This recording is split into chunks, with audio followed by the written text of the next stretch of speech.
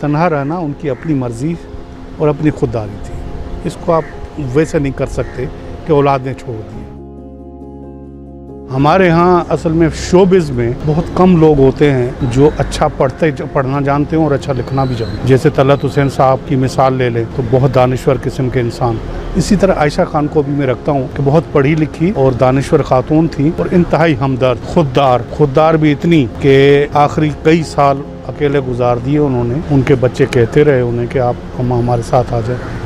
जब हम थे वहाँ उनसे मुलाकातें हुई हैं तो उन्होंने ये बताया कि मेरा एक बेटा डिफेंस में रहता है और एक बेटा मेरा इस्लामाबाद में चक शहजाद की तरफ रहता है। तो दोनों अपने यहाँ बहुत खुश हैं। जब वो इस्लामाबाद से आता है तो मेरे यहाँ ठहरता है, पोते पोतियाँ होती है, मुझे बड़ी खुशी होती है। डिफेंस वाला हर इतवार को नहीं तो एक हफ्ता छोड़ के आता है, बच्चे फैमिली ले आता, मुझे बड़ी खुशी होती है। तो मैंने ये सवाल किया था फिर आप उनमें से किसी के साथ क्यों नहीं रहती, अकेली क्यों रहती है? तो उन्होंने कहा कि भाई इसलिए कि मेरा जो काम है टीवी का, अदाकारी का, उस वजह से मुझे सुकून भी चाहिए, तन्हाई भी चाहिए, काम भी चाहिए और यहाँ से पीटीवी स्टेशन करीब पड़ता है मुझे। ये फ्लैट मेरा अपना है तो मैं यहाँ रहती हूँ इसलिए कि यहाँ से मुझे बहुत ही करीब है। मैं 15 मिनट में गाड़ी लेकर, टैक्सी लेकर जो भी है टीवी स्टेशन पहुँच जाती हूँ, 15 मिनट में आ जाती हूँ। उन्होंने मुझे भी ऑफर की थी कि इतने सारे चैनल नए आ रहे हैं, आप भी ड्रामे लिखें क्योंकि जो आप फीचर लिखते हैं वो एक्चुअली ड्रामे ही हैं, उनको थोड़ा फैला दीजिए, डायलॉग ज्यादा डाल दें तो मैं कर दूं। मैंने कहा आप ये जो चैनल्स हैं ये अदायगी करते नहीं हैं और मेरा बिल्कुल मूड नहीं है कि मुफ्त में कुछ लिख के दे दूं, क्योंकि 30-40 साल जो हमने काम किया है,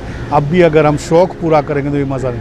मैंने कहा नहीं, जब मैं बीच में होंगी तो कोई भी चैनल तुम्हारी राइटिंग के पैसे या खाएगा नहीं, तो तुम करो। मैंने कहा मैं करूँगा, लेकिन वो सुस्ती रिवायती जो होती है उसमें मैं नहीं लिख पाया, नहीं कर पाया और सारी चीज़ें रह गई। एक खातून का समझ लें फ़ोन आया, मैंने अटेंड किया तो उन्होंने बताया कि बेटा मैं आयशा खान बोल रही हूँ, मैं टीवी पर अदाकारी वगैरह करती हूँ। मैंने कहा मैडम मैं जानता हूँ, आपके कई ड्रामे प्रोग्राम देखे हुए हैं। कहते बेटा मुझे आपसे मुलाकात करनी है, मैं आपके फीचर्स वगैरह पढ़ती रहती हूँ तो मुझे आपसे एक मुलाकात करनी है। मैंने कहा तो आप आ जाएँ हमारे दफ्तर। तो उन्होंने कहा कि मैं चाहती हूँ क्योंकि तुम मेरे बच्चों जैसे हो तो पहले तुम आओ मेरे पास, उसके बाद जब कहोगे मैं आ जाऊँगा। कोई बात नहीं। उस ज़माने में मैं यूनिवर्सिटी रोड पर आगे जाके रहता था मौसमियात की तरफ, तो ये इतवार बाज़ार जो गुलशन इकबाल का यूनिवर्सिटी रोड पर ही है, उसके पीछे नजीब प्लाजा में इनका फ्लैट था। इन्होंने एड्रेस दिया, मैं 2 दिन बाद इनके पास पहुंच गया। तो यूं समझ लें कि जैसे किसी बरखुरदार अपने छोटे खानदान के बच्चे को ट्रीट किया जाता है, इस तरह उन्होंने मुझे लिया। खुद प्लाजा से बाहर आकर गेट पर खड़ी हुई थी। मैं जब गया, ज़ाहिर हमने देखे हुए थे उनको, ड्रामा टीवी पर देखा हुआ था तो मैंने पहचान लिया फ़ौरन। मैंने अपना तारुफ अलबता कराया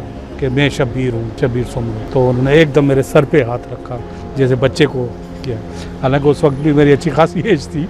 तो वो ले गई फ्लैट पे अपने और पानी चाय जो भी सिलसिला था बिठाया उन्होंने मुझे कहा कि आपको शब्बीर मालूम है कि अदाकारा खालदा रियासत मेरी छोटी बहन थी सगी? उनका जी मुझे मालूम है। कहने कि उसकी बरसी अगले हफ्ते आ रही है तो मैंने कुछ उनकी याद में लिखा है, मैं चाहती हूँ कि आप उसको अपने अखबार में छापें। इसमें नई बात नहीं, क्योंकि मैं आपके फीचर्स वगैरह उम्मत अखबार के ज़माने से पढ़ती आ रही हूँ तो मुझे आपका असलूब और अंदाज़ ठीक लगता है। मैं कह बिल्कुल दे दीजिए। कुछ कागजात उन्होंने 8-10 लिखे हुए थे हाथ से, वो उन्होंने मुझे दे दिए। मैंने जब पढ़े तो मुझे लगा कि कोई मंझा हुआ लिखारी अदीब जिस तरह लिख सकता है वैसे लिखा हुआ था। हम तो उन्हें बतौर अदाकारा जानते थे। तो मैंने उनसे कहा कि आपा ये आपने लिखा है? कहते हाँ, क्यों मैं नहीं लिख सकती? बिल्कुल आप लिख सकती हैं, क्यों नहीं लिख सकती? लेकिन मुझे बहुत ज़्यादा ये जो है ना साफ़ सुथरा और अदबी किस्म के हामिल अल्फाज लग रहे हैं, मजमून लग रहे हैं। तो उन्होंने कहा शब्बीर मेरी कोई 20-25 कहानियाँ या अफसाने छप भी चुके हैं, मैं लिखती हूँ। तब मुझे अंदाज़ा हुआ कि वाकई ये दानिश्वर खातून। ये पहली मुलाकात थी हमारी। देखिए उनकी जो शफकत आमेज़ रवैया था और एज में बहुत छोटे भी लोग थे तब भी उनको वो बहुत मोहब्बत से, जैसे अपने छोटे भाई को, अपने छोटे बच्चे को ट्रीट किया जाए, इस तरह वो उनसे बात करती थी। तो ये जो शफकत वाला रवैया है, कम से कम इस शोबे के लोगों में मैंने बहुत कम देखा है। और हमारे यहाँ ख़वातीन जो होती हैं वो ख़वातीन तो वैसे ही खुद को छोटा समझने के उसमें मुब्तला होती हैं। तो वो चाहे बच्चे की उम्र का भी बंदा हो सामने तो उसको भाई कह देगी ज़्यादा से ज़्यादा, बेटा नहीं। लेकिन उनका वो जो बेटा कहने का अंदाज और शफकत करना, ये बहुत मुतासिर कुन किस्म की चीज़ थी मेरे लिए।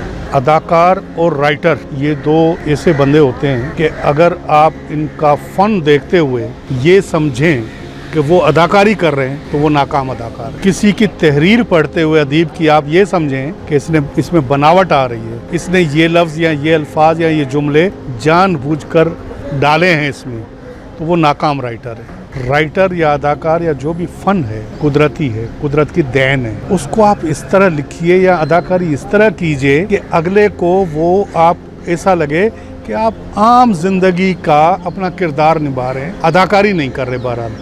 तो इस पाए की अदाकार हमारे यहाँ बहुत कम हैं।